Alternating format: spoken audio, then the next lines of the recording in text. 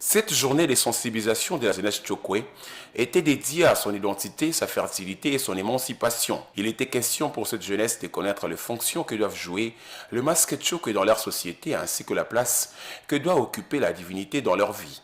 Prince Lambert Kandala, président de la mutuelle Tchokwe, invite sa jeunesse à la prise de conscience et responsabilité. Beaucoup l'ignorent, le peuple Tchokwe est parmi les grands d'Afrique.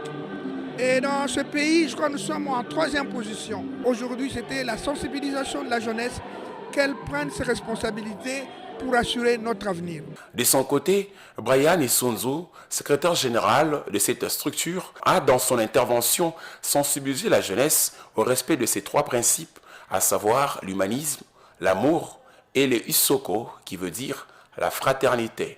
Et le peuple Tchokwe puisse être centré dans l'idéologie, dans la même vision du développement, de l'émancipation, à un ordre dispersé.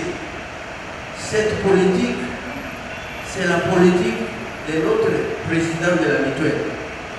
Léonard Miji, porte-parole de la mutuelle, a convié le jeune Tchokwe à être en contact permanent avec leurs différentes structures en vue de mieux connaître leur culture.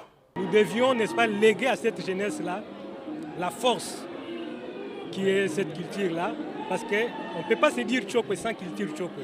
Et la culture Tchokwe, c'est celle que nous prônons et surtout celle que nous enseignons dans la grande machine culturelle qui est la mutuelle Tchokwe, présidée par son Altesse Prince Lambert Kandala Chianze Shangoula.